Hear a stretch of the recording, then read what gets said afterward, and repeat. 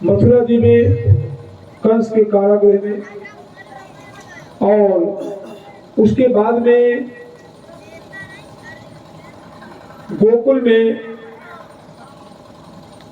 नवमी को नंदोत्सव मनाया जा रहा था। सभी लोग प्रेम से नंदोत्सव मना रहे थे।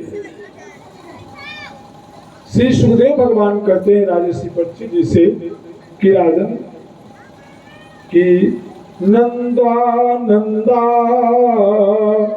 कि नंदस्त्वात्मज उत्पन्ने जाता ह्लादो महामना आहूय विप्रान वेद ज्ञान स्नातस्सुचिरलंकृतः। आज नंद बाबा ने क्या किया? नंद बाबा के यहाँ जब लाला का प्राकट्य हुआ तो नंद बाबा ने ब्राह्मणों को वस्त्र और आभूषणों से सुसज्जित 2 लाख गौओं का दान किया। रत्नों व सुनहरे वस्त्रों से ढके हुए तिल के 7 पहाड़ दान किए।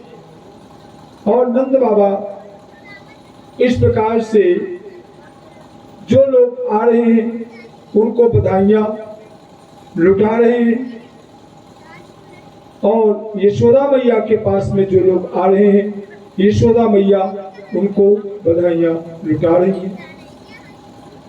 चारों तरफ दूध और दही की कीच मची हुई है, और आज यशोदा मैया के द्वार पर सभी लोग मतवाले होकर के नृत्य कर रहे हैं, आनंद लाभ प्राप्त कर रहे हैं, क्योंकि 80 वर्ष की आयु में नंद बाबा के घर में आज साक्षात भगवान का प्राकट्य हुआ।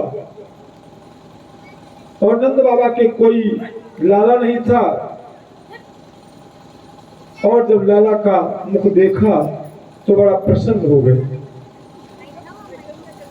इस प्रकार से धीरे धीरे समय बीतता गया, और नंद बाबा साल में एक बार कंस का वार्षिक कर देने के लिए जाते थे। 1 साल से ज्यादा हो गया नंद बाबा को, तो नंद बाबा ने आज क्या किया? बैलगाड़ियों में दूध दही आज के मटके रख लिए और रख करके यहाँ से कंस के यहाँ कर देने के लिए चले। गोकुल का कारोबार सौंप दिया ग्वाल वालों को।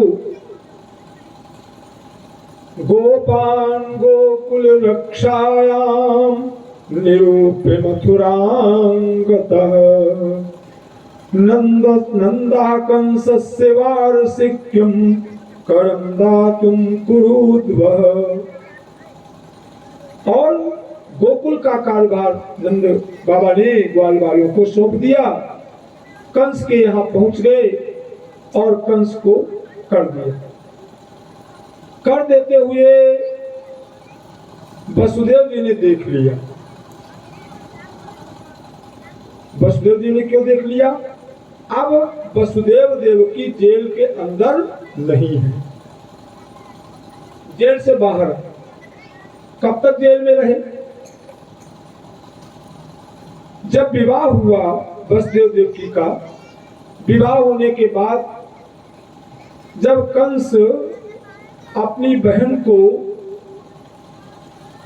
स्वयं घोड़ों की रास पकड़ लिया और उसके ससुराल भेजने के लिए जा रहा था, उस समय आकाशवाणी हुई थी कि जिस बहन को तुम उसके ससुराल भेजने के लिए जा रहे हो उसका जो 8वां बच्चा होगा वो तुम्हारा काल होगा। तभी से इसने क्या किया था कि वसुदेव देवकी को जेल खाने में डाल दिया। और जब इनके 8 पुत्र उत्पन्न हो गए जेल खाने में। 8वें नंबर पर जो कन्या कंस के हाथ से छूट करके आकाश मंडल में चली गई, अष्टभुजी दुर्गा के रूप में पहुंची। तो कल आप लोगों ने सुना था, उसने कहा, अरे दुष्ट, तू मुझे क्या मारेगा, तुझको मारने वाला तेरा काल पैदा हो गया है। श्री राधे। उसके बाद में तब से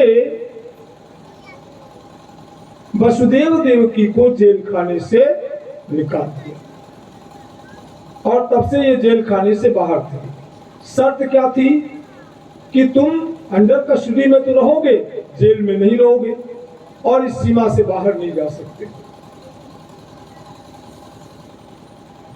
लेकिन वसुदेव देवकी को ये मालूम था, वसुदेव जी को, कि कंस मेरे बालकों को अभी तक मारता गया और जो शेष मैं बचा पाया हूं उनको भी मार देगा। इसलिए पल पल कंस की खबर रखते थे कि क्या कर रहा है।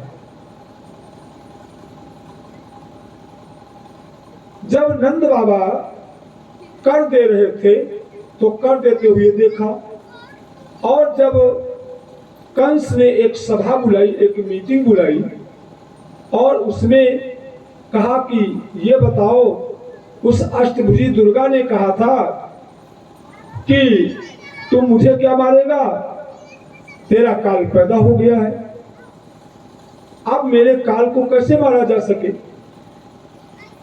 तो अलग अलग लोग अपने अपने प्रस्ताव देने लगे और इतने में पूतना नाम की राक्षसी आई और उसने कहा, राजन आप परेशान न होइए, हम तुम्हारे काल का काम तमाम कर देंगे।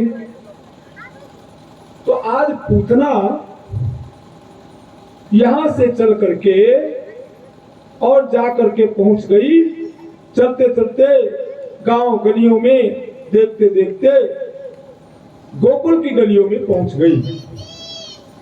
जब वह गोकुल की गलियों में पहुंची और गोकुल में नंद बाबा के यहाँ महलों में बड़ा धूमधाम हो रहा था, धूमधाम को देखा और देख करके उसने, थी तो राक्षसी, अद्वितीय सुंदरी का रूप बना लिया और अद्वितीय सुंदरी का रूप बना करके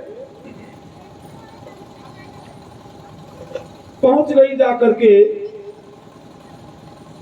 नंद महलों में और यशोदा जी को देखा, कहा, बहन पुत्र जन्म की बधाई हो, पुत्र जन्म की बधाई।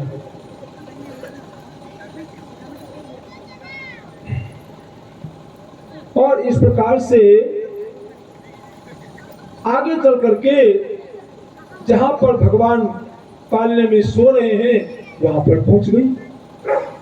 भगवान ने आज आते हुए देखा पूतना को और भगवान ने अपने नेत्रों को बंद कर लिया। जब भगवान ने अपने नेत्रों को बंद कर लिया तो यहाँ पर संत अपने अपने भाव देते हैं। सुनिए, एक संत कहते हैं कि भगवान ने इसलिए अपने नेत्रों को बंद कर लिया होगा, विष पीने, ये पूतना अपने स्तनों में हालाहाल विष लगा के आई थी कि मैं मार दूंगा, इसलिए भगवान ने उसके वास्तविक स्वरूप को जान लिया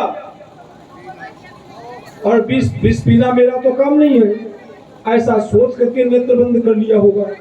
और नेत्र बंद करके वो शिव जी का ध्यान कर रहे होंगे। विष पीना काम किसका है? शिव जी का है। संसार का विष शिव जी पी रहे।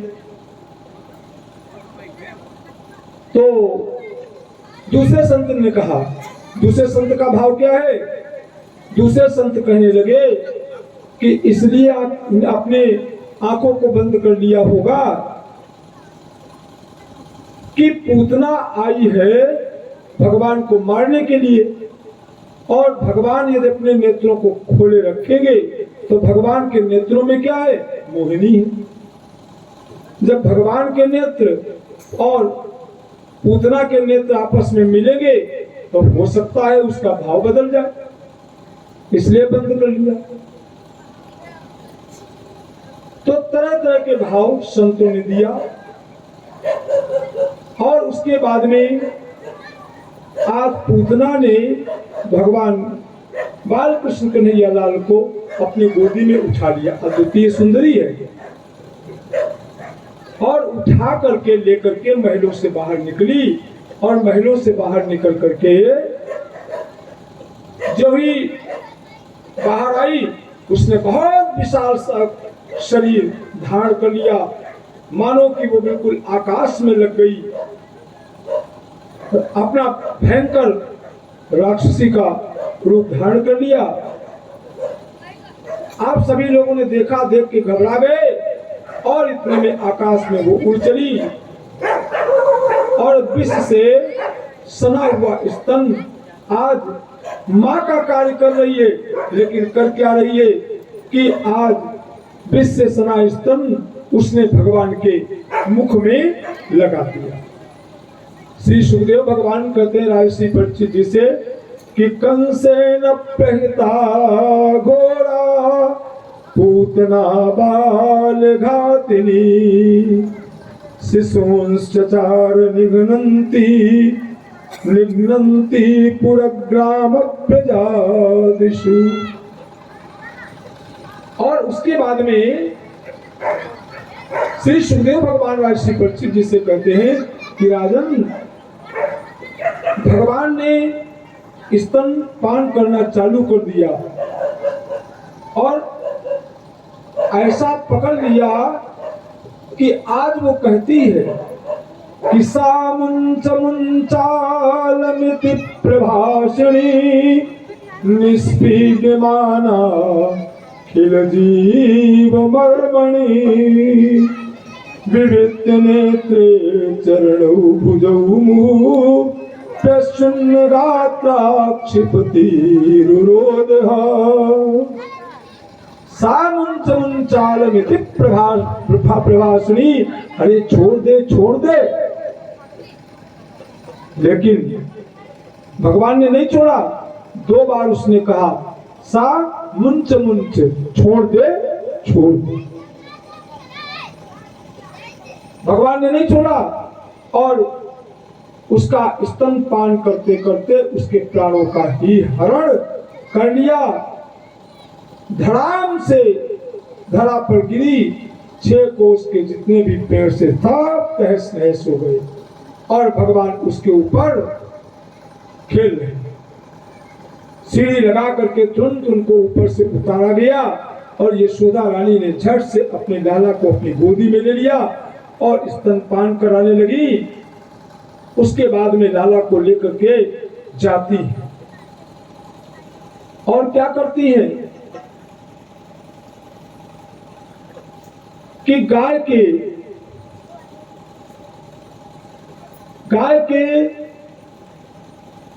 गोबर से